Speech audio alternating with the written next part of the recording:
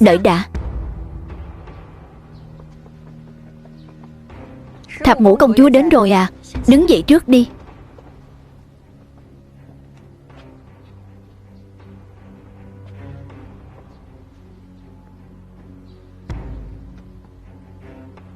Mận xanh rất tươi. Vừa nãy cụ nương đã thết đãi bọn ta nhiều lắm. Thánh thượng và Thục Phi cũng rất thích. Chỉ là thánh thượng chưa từng hỏi chữ lý trong mận xanh là chữ lý nào.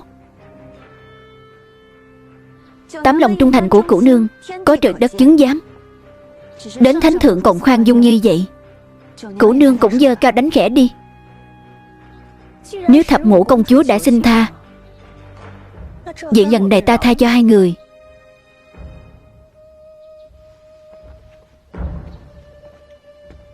Nhìn cái gì mà nhìn? Sao còn chưa khai tiệc? Thứ ngu xuẩn.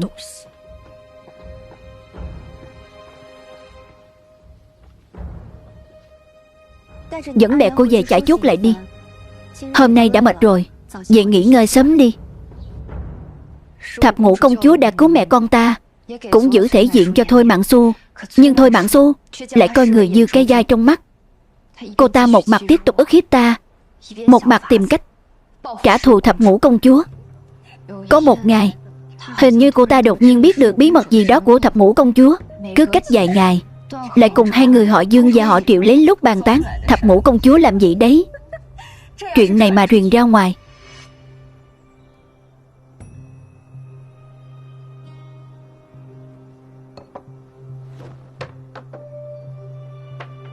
ra ngoài vườn hái ít hoa tươi vào đây. Hoa trong phòng héo hết rồi. Họ chưa bao giờ cho ta tham gia khi nói những chuyện này. Nhưng có một lần, cô ta lại đột nhiên nói với ta thập ngũ công chúa sắp có chuyện vui, bảo ta đi chúc mừng người. Ít lâu sau, truyền ra tin tức thập ngũ công chúa sắp phải đi hồi hộp hòa thân. Thôi Mạn Xu đã khiến Nguyễn Thuận phải gả đi xa. Chu Hạ Lan, cô biết chuyện này mà sao không nói với ta? Ta nói tiếp đi.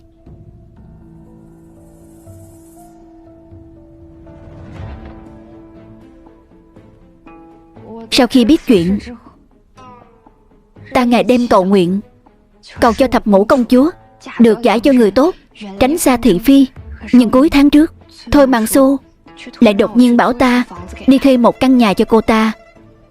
Ta biết được hôm đồng chí cô ta và thập ngũ công chúa đã gặp nhau.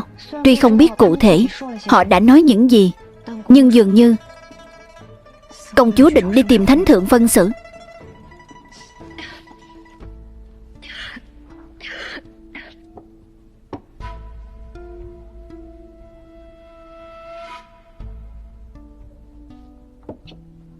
Ta lo xảy ra chuyện sẽ bị liên lụy, đành phải làm theo yêu cầu của Thôi Mạn Xu, giả trang thành nam giới, dùng tên giả thuê một khu nhà kín đáo ở phường Diên Thọ.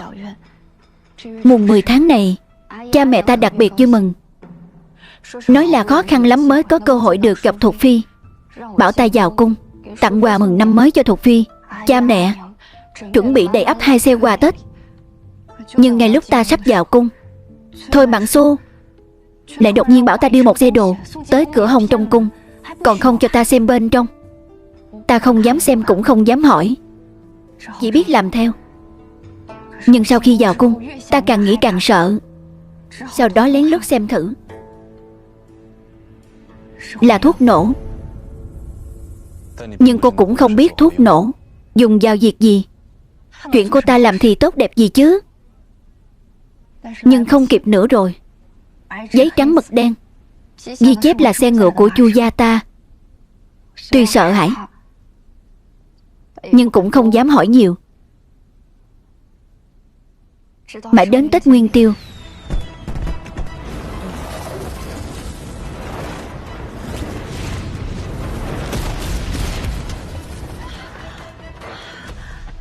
ta sợ hãi tột độ.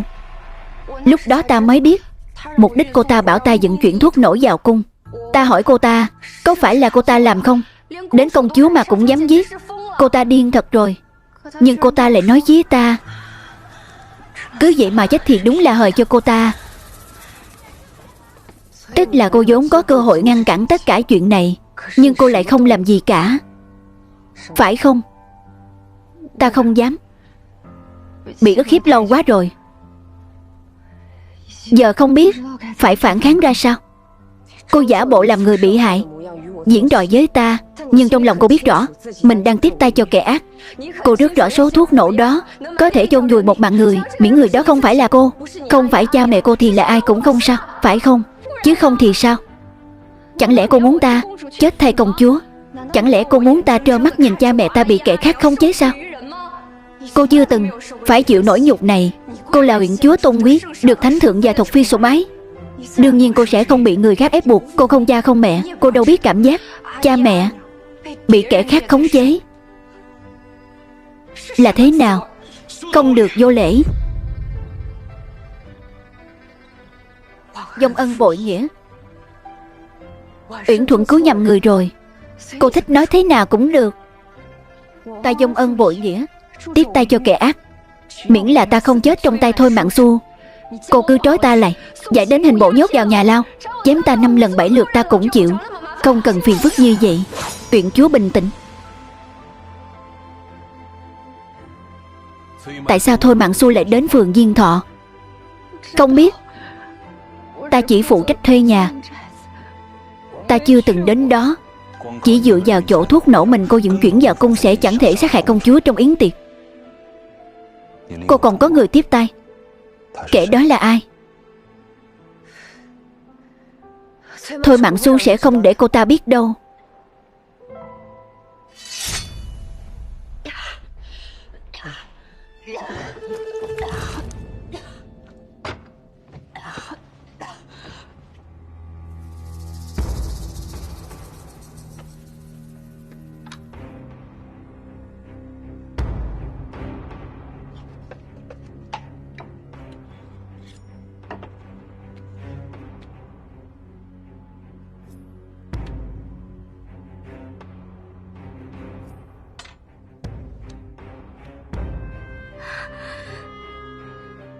Uyển chúa, ta có lỗi với thập ngũ công chúa.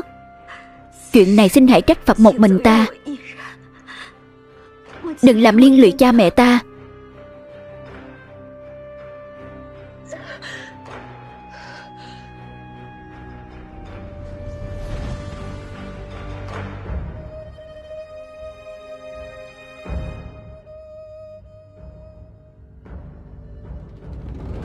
Uyển chúa, hai vị tiểu thư họ Dương, họ Triệu đột nhiên không ngừng nôn ra máu. Đến chỗ Triệu Lạc Thuấn, cho uống thuốc viên này, cho người thiếu thương và rung sung ở tay phải, ép cho ra máu. Mau, rõ.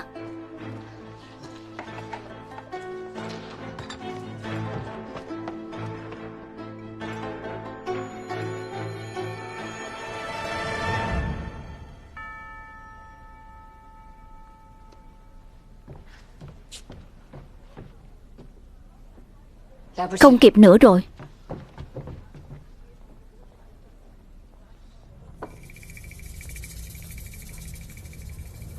Nước chấm có độc, là độc sinh xuyên ô, phong tỏa cả tiệm, bắt hết những người từng tiếp xúc với đồ ăn. Rõ. Diệu đồ huyện chúa ăn mấy món này cùng Dương Tam Nương. Huyện chúa không hề ăn gỏi cá. Chén của huyện chúa rất sạch, không dính nước sốt cam tỏi. Ta không đụng đến món này. Huyện chúa, Dương tiểu thư mãi không thấy về. Dương phu nhân đến đây tìm người. Phiền phức rồi. Sao vào lâu thế rồi vẫn chưa ra vậy? Biết làm sao đây? Vào xem. Thả người, thả người. Con gái, cho bổng ta vào. Không thể để tất cả mọi người bị cầm chân. Ngươi dẫn người truy tìm kẻ hạ độc nước, đi cửa sau, mau. Rõ. Cô cũng phải đi. Không đi chẳng lẽ ở lại đây dây dưa với bọn họ sao? Ba vị quyến nữ chết bất đắc kỳ từ ở đây, không thể không lo liệu. Ngươi muốn ở lại đây ứng phó, thay vì ở đây dây dưa vô ích, thà tranh thủ thời gian truy tìm hung thủ. Con gái, đi mau. Con gái, không kịp nữa rồi. Thái sử thừa còn nhớ lời ta vừa nói không? Cái gì? Cho người thiếu thương và rung sung ở tay phải, ép vô ra máu. Nếu máu chuyển từ tím đen sang đỏ thì ta còn có đường sống. Nếu không thì... Huyện chúa,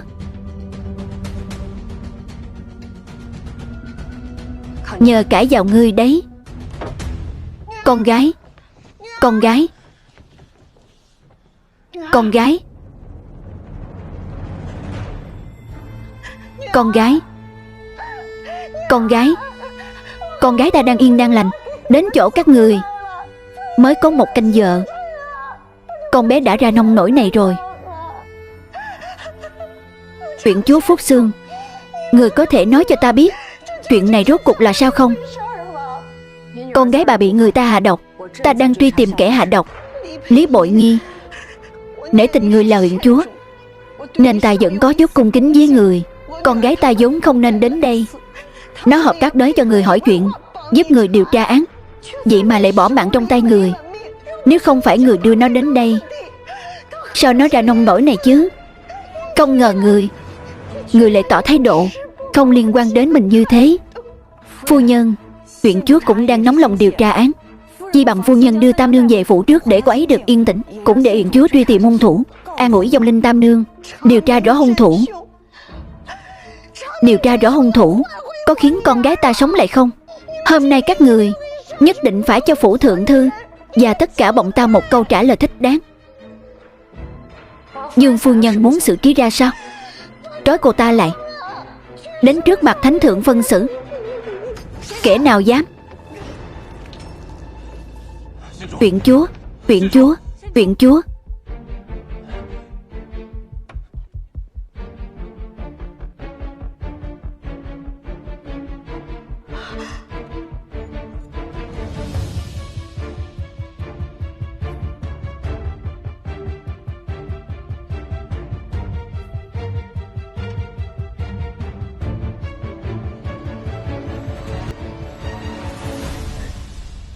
Đã đút thuốc cho con bé uống chưa? Rồi ạ. Còn cho uống thêm khá nhiều nước. Người nôn tận 2 chậu, máu nước lẫn lộn. Không đúng, đã nôn ra được thì đáng ra phải nhảy nhót tung tăng rồi chứ. Có khi nào ta đã bốc nhầm thuốc cho con bé rồi không? Chuyện này không đùa được đâu. Nội tự bá, ông không được bỏ mặt huyện chúa của chúng ta. Đùa chút thôi, không có động tĩnh gì, chứng tỏ là chưa chết, đang giả bộ trong đó đấy. Cũng tốt, cho tinh thần được nghỉ ngơi. Đợi thánh thượng đi rồi, ta sẽ đánh nó một trận nhớ đời. Cho chừa cái thói ấy đi.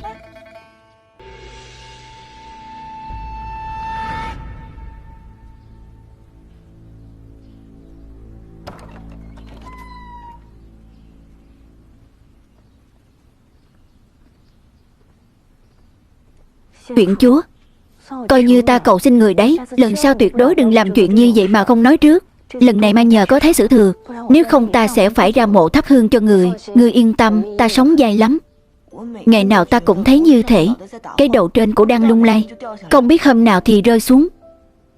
Vậy thì để Thái Sử Thừa bói cho ngươi một quẻ, xem bao giờ thiệt đến số, cho ngươi yên lòng. Thái Sử Thừa còn sợ người chết hơn cả ta đấy. Lấy đâu ra tâm trạng bói toán.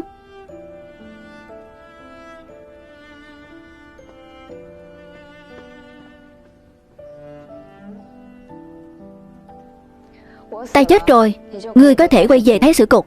Có gì phải sợ? Ta sợ không hoàn thành nổi việc người giao phó cả mạng sống cho ta. Ta tin tưởng Thái Sử Thừa, ta không tin tưởng chính mình.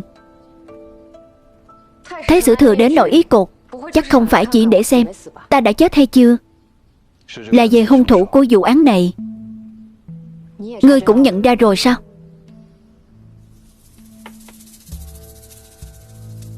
Theo lời Chu Hạ Lan nói, Thôi Mạn Xu bày mưu sát hại thập ngũ công chúa. Kẻ ra tay có lẽ là tên mặc đồ đen, từng tập kích hai ta. Nếu kẻ mặc đồ đen là đồng lõa của Thôi Mạn Xu, thì tại sao đột nhiên lại nổi ý muốn giết cô ta? Nếu đồng lõa trở mặt với nhau,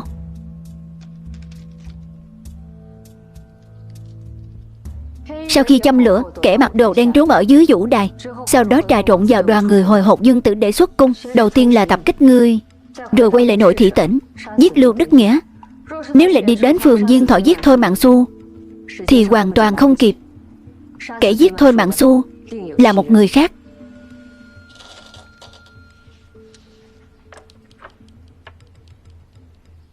Nhưng nếu có người giết thập ngũ công chúa, rồi lại có người khác muốn báo thù cho công chúa, ba vị quý nữ kia cùng một ruột với Thôi Mạn Xu, kẻ giết bọn họ có thể là cùng một người.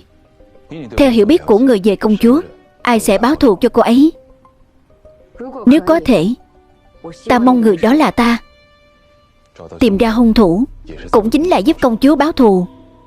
Vết thương trên người Thôi Mạn Xu rất sâu, hơn nữa hướng đâm chéo xuống dưới, chứng tỏ hung thủ cao hơn Thôi Mạn Xu, lực rất mạnh. Hung thủ tìm được ra khu nhà ở phường Diên Thọ, chắc hẳn hắn biết rất rõ ân oán giữa công chúa và Thôi Mạn Xu, dám quyết liệt để báo thù cho công chúa như thế.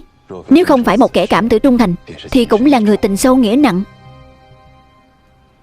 Ta đi tìm thị nữ của Uyển Thuận.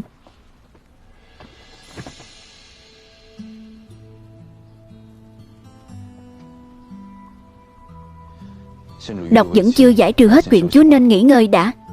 Tìm ra hung thủ là báo thù cho công chúa. Chính ngươi nói đấy.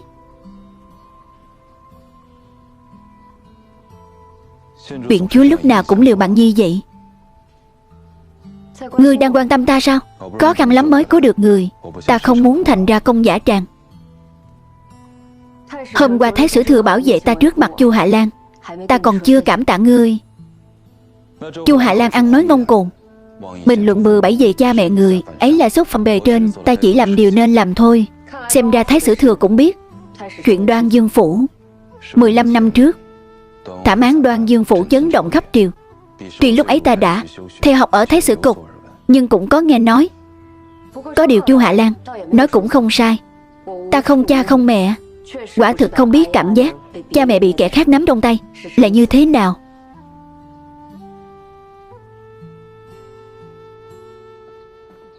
Con bé điên này, ta phải đánh chết con.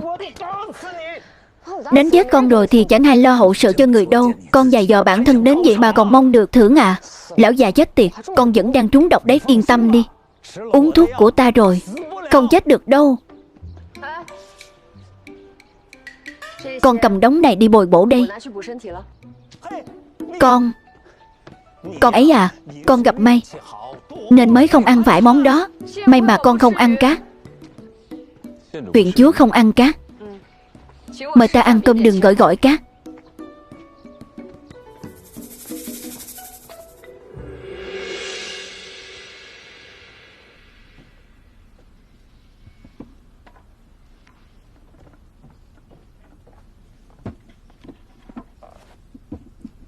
Đây là khăn lụa và đồ vật công chúa thường dùng.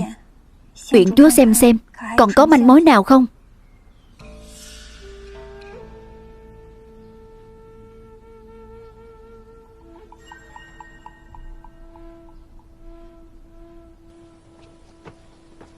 Huyện chúa, Thái Sử Thừa điều tra được gì rồi? Hôm qua Lâm Ninh canh giữ ở cửa sau Dân Thùy Lâu, nói là có nhìn thấy một nam tử áo đen chạy ra, giống với hung thủ mà chúng ta nhắc đến, nhưng lại bị một đàn bồ câu đưa thư bất ngờ bay ùa ra chặn mất đường đi, để kẻ đó chạy thoát. Thời gian bồ câu được thả và bay về lòng mỗi ngày đều cố định. Ngươi điều tra rồi. Lâm Ninh nói dối, nhưng chỉ dựa vào điều này cũng rất khó chứng minh hắn đáng nghi. Còn một điều nữa cần được kiểm chứng.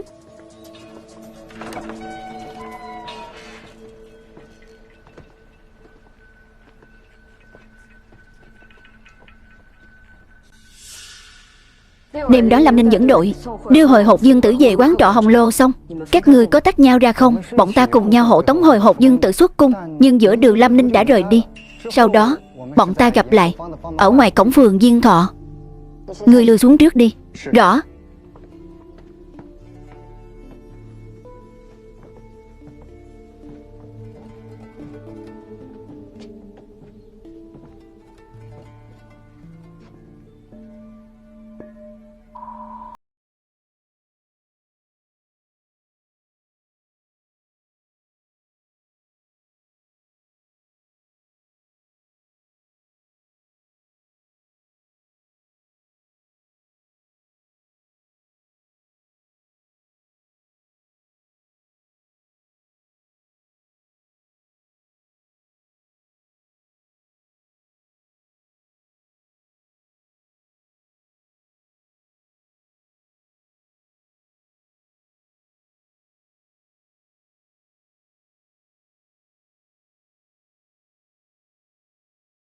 Cũng không nhận ra.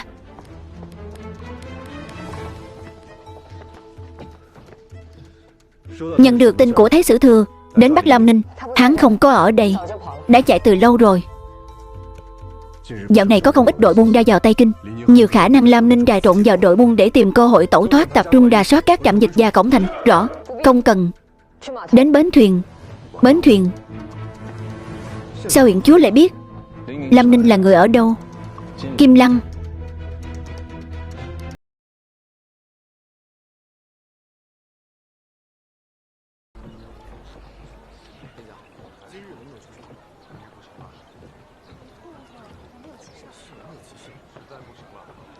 Này lái thuyền, cho thuyền chạy đi.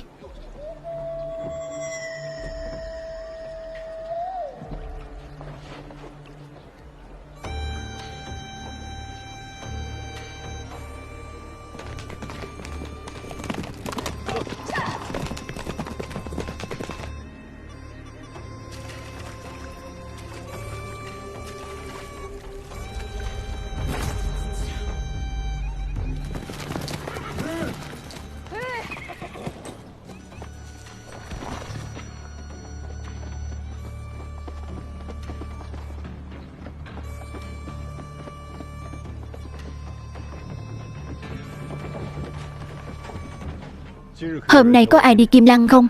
Có à. Có thấy một nam tử cao hơn 6 thước lên thuyền không? Dáng vẻ vội vã. Có lẽ đã thuê riêng thuyền để rồi đi. Có một người như vậy. Người đó thuê riêng một chiếc thuyền nhỏ, cho ta một chiếc thuyền nhanh. Nhân mời 4 người các ngươi đi theo, những người khác bảo vệ Thái Sử Thừa.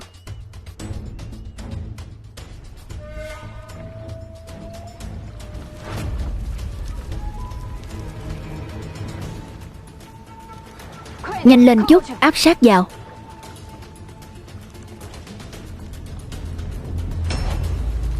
Huyện chúa, hình như cháy rồi.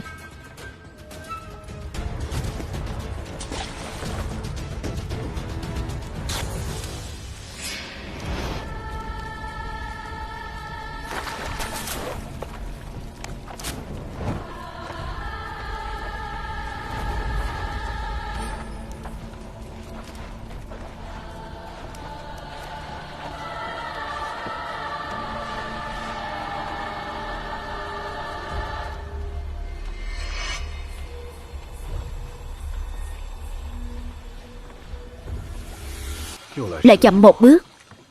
Lẽ nào hung thủ sát hại công chúa, lại giết Lam Ninh? Huyện chúa, sắc mặt người khó coi lắm. Không sao. Huyện chúa, người mới bị trúng độc, e là cơ thể không trụ nổi. Hay là về nghỉ ngơi trước đi. Cũng được. Đem thi thể Lam Ninh về nội yết cục trước.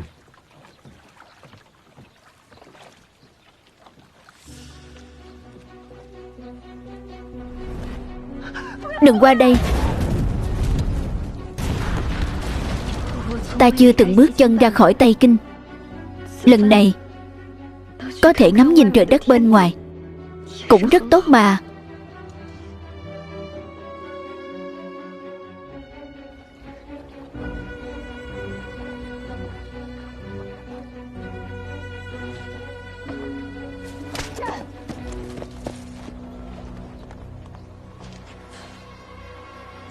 Tiêu huynh,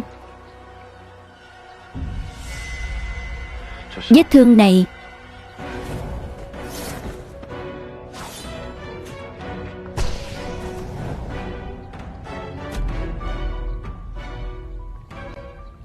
bộ y phục này sao lại ở chỗ Lam Ninh? Chúng ta bị lừa rồi. Lam Ninh không, là công chúa.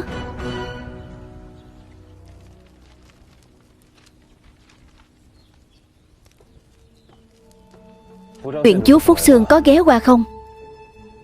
Đang đốt cái gì đây? Mẫu theo thường ngày công chúa vẽ. Nay người không còn, chẳng có ai theo được những mẫu như thế nữa.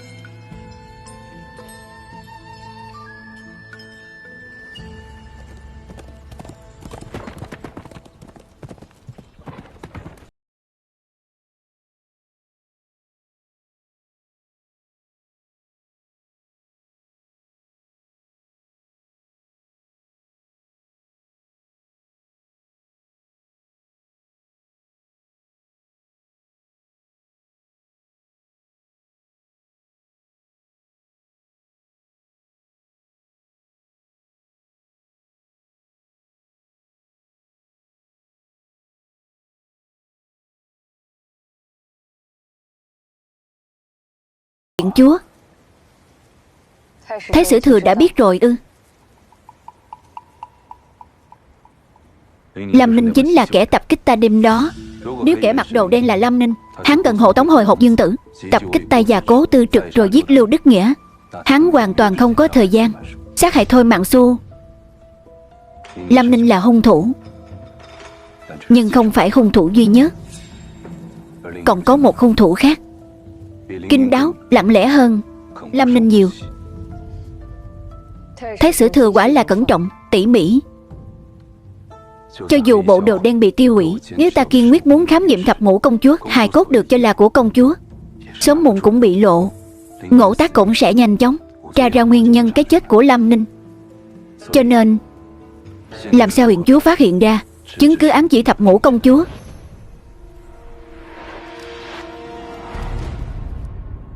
Bức tranh thêu đó chỉ có Uyển Thuận mới làm ra được. Có điều từ sau vụ việc ở Dân Thùy Lâu, huyện chúa đã sớm nghi ngờ thập ngũ công chúa giả chết rồi phải không? Chuyện người không ăn cá, đến nội tự bá cũng không biết. Ta không tin đó là trùng hợp. Huyện chúa tìm ra công chúa trước một bước. Người muốn làm gì? Ta không biết. Nói thật là ta không biết. Nếu Uyển Thuận muốn về cung, ta sẽ đưa muội ấy về, bẩm báo rõ mọi chuyện với thánh thượng, rồi quỳ trước Hương Khánh cung xin tha tội cho muội ấy. Nếu cô ấy muốn rời đi thì sao?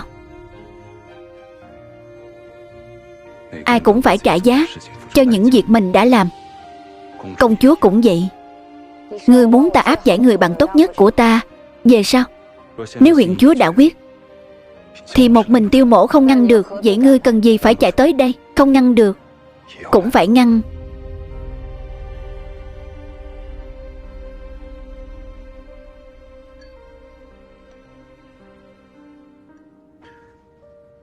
Ta phụng chỉ thánh thượng giúp người điều tra án, tìm ra hung thủ.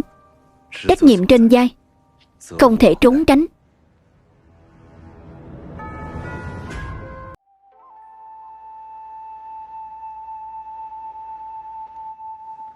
Cố tuần sứ, Giảng Thôi Ti đưa người đi tìm thuyền đã về chưa? Lợn tham ăn chờ bị làm thịt. Ngươi nói cái tham này ý chỉ ai? Có lẽ để chỉ những người giống bọn Lý Ngôn 15 năm trước. Ngươi nói xem, Lý Ngôn là một tên quan tham thật sao? Thực ra khi đó ta còn tìm thấy một điểm đáng ngờ trong hồ sơ. Trên thuyền có chứa rất nhiều tiền, nhưng đồ đạc cá nhân của phu thê họ lại chỉ là y phục giản dị bằng vải, cộng thêm ăn uống cũng cực kỳ đơn giản. Liệu có khi nào là tiền trên tàu do kẻ khác vu oan không?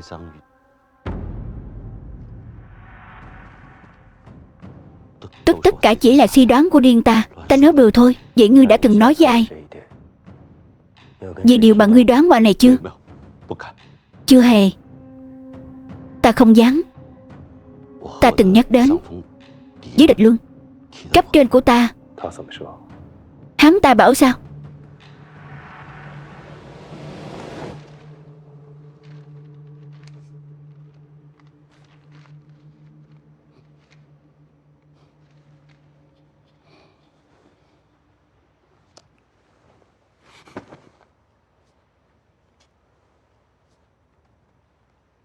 Về sao ở chỗ ta? Nếu ngươi phát hiện bất cứ điều gì khác thì cứ thoải mái nói, không sao cả.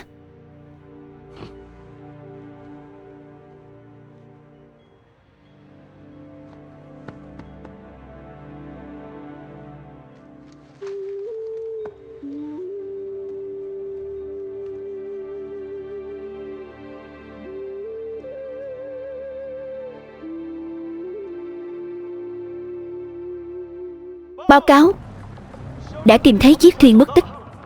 Nó nằm trong lòng một con thuyền lớn.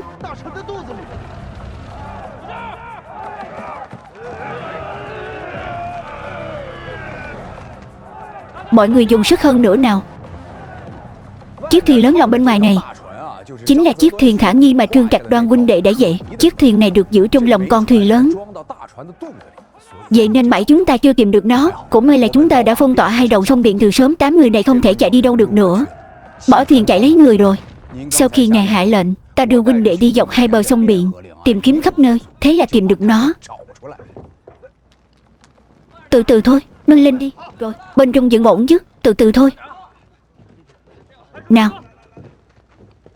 Trương huynh, làm phiền huynh rồi. Thiệu huynh, Bạc Nhi, có phát hiện ra gì không? Con thuyền lớn này được làm hoàn toàn bằng gỗ cây bào đồng. Thân gỗ bào đồng giống nhẹ, lại thêm chiếc thuyền này có kết cấu thuyền đôi.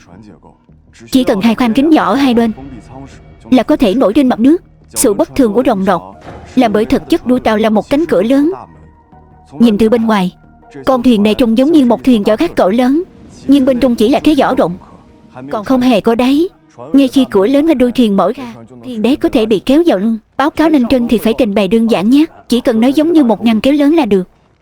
Đại nhân, tên họ địch đó vẫn chưa đi, đứng ngay đằng đó. Trương Hoa sư, hôm nay xin đa tạ. Cố tuần sứ, Giảng Thơ Ti, hai vị vất vả rồi. May là có huynh. Kiệu huynh không phải khách sáo. Ta đi trước nhé. Địch huynh, Cố huynh à, công trình này cũng lớn thật. Bọn họ tạo ra điềm lành, đó mới thực sự là công trình lớn. Xem ra Cố huynh quyết tâm tra cho ra điềm lành rồi. Điềm lành này do con người tạo ra, có thể khép vào tội si quân đấy. Vậy huynh nghĩ gì trên đó? Thực sự để ý điềm lành là thật hay giả ư? Được rồi, cũng khuya rồi, ta xin cáo từ trước. Vất vả rồi, công trình lớn đấy. Đại nhân, tìm thấy mấy thi thể bên trong, còn một cái lò đồng lớn nữa. Từ từ thôi. Lần nữa nào, từ từ thôi. Được rồi.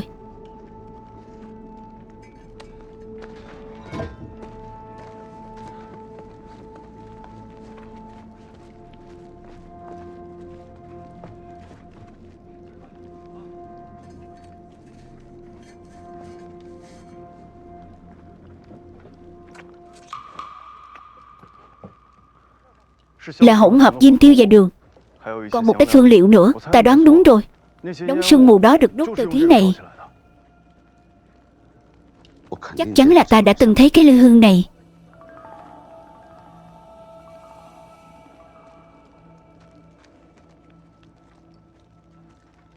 Ta nhớ ra rồi, là lư hương của người Thiên Trúc. Trước khi lúc ta xem hí khúc ở trong rạp, có người làm ảo thuật khói, vẽ được tranh phong cảnh trên không. Lúc đó ta không hiểu sao bọn họ làm được, nên đã ra sao sân khấu nhìn trộm. Lúc đốt khói, họ đã dùng chính lư hương này. Nhưng tại sao chủ thuyền vừa rồi lại bảo là đã nhìn thấy có người Tây Dực? Người Tây Dực hay Thiên Trúc? Hầu hết mọi người đều không phân biệt được. Từ những manh mối hiện tại, về cơ bản có thể suy đoán toàn bộ quá trình đề án. Có kẻ Kiệu Bất Du, ngươi hơi ngông cuồng rồi đấy. Ở đại lý tự ngươi cũng hành xử vậy à? Đến lượt ngươi suy luận hả? Thế ngươi nói xem nào. Ngươi suy đoán đi, ta nghe. Có kẻ lợi dụng kỹ thuật hung khói của người Thiên Trúc để tạo ra điềm lành giả này. Bọn họ đặt lư hương trên thuyền Mai, chờ thuyền Mai đi tới dưới cầu Hồng thì xả khói dày đặc. Theo kế hoạch, sau đó thuyền Mai sẽ bị sương mù che khuất, được kéo vào trong lòng chiếc thuyền đôi này. Sự biến mất ly kỳ của thuyền Mai cũng là một phần của vở kịch điềm lành này. Nhưng không biết tại sao buổi diễn này lại bị phá hoại. Hiển nhiên là có một nhóm khác điềm lành kia đã biết đến kế hoạch này. Bọn chúng lẻn vào thuyền trước, vào lúc cao trào nhất của vở kịch điềm lành, đã giết chết thuyền viên trên thuyền, biến điềm lành thành án mạng. Trên chiếc thuyền lớn ở phía bên kia, cách màn sương mù dày đặc, nhóm người tạo điềm lành không biết chuyện gì đã xảy ra trên thuyền Mai, vẫn làm theo kế hoạch ban đầu, kéo thuyền Mai vào trong lòng. Vậy nên thuyền Mai vẫn biến mất. Còn nhóm người đã phá hoại điềm lành thì sau khi giết người cũng thoát khỏi màn sương mù dày đặc. Cuối cùng, sau khi những người tạo điềm lành kéo thuyền Mai vào trong con thuyền lớn, thì phát hiện tất cả mọi người trên thuyền Mai đều đã chết. Nhận ra có điều gì đó không ổn. Cố tuần sứ lại phong tỏa sông Bị. Vậy nên bọn họ chỉ đành dứt thuyền lại, bỏ thuyền chạy trốn. Không phải đều là những chuyện đã xảy ra sao? Cho nên vấn đề quan trọng vẫn là phải tìm ra kẻ đã phá hoại điềm lành. Muốn tìm ra kẻ phá hoại điềm lành thì phải tìm được người tạo điềm lành trước. Vậy nên việc cấp bách trước mắt là phải tìm ra người Thiên Trúc mới đúng. Ta thấy cậu ta nói đúng. Nhưng thưa đại nhân, như ta vừa nói, ưu tiên hàng đầu bây giờ là tìm ra người Thiên Trúc. Không có nhiều người Thiên Trúc ở Đông Kinh, tìm rất dễ dàng thôi. Bây giờ ta có một ý tưởng. Chúng ta... Ngươi đang làm gì thế? Giờ bọn ta đang phân tích tình tiết vụ án. Các ngươi rút được rồi. Đại nhân, bây giờ chúng ta bắt đầu từ những người vào kinh Cố tuần sứ. Vậy ta đưa đại đệ về trước đây. Ngày mai đi làm, đừng có tới muộn.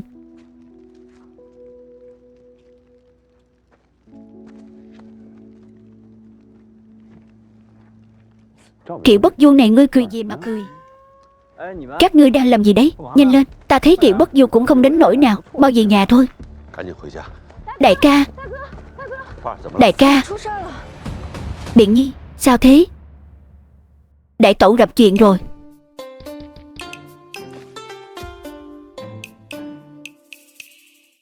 Đại lý tự và phủ Khai Phong đúng như truyền thuyết, một núi không thể có hai hồ. Đại lý tự là cơ quan xét xử cao nhất của thời Tống. Tương tự như tòa án tối cao hiện đại, phủ Khai Phong có tòa án dân sự. Tương tự như chính quyền thủ đô ngày nay, cả hai đều có một phần quyền pháp lý, nhưng không có quan hệ trực thuộc.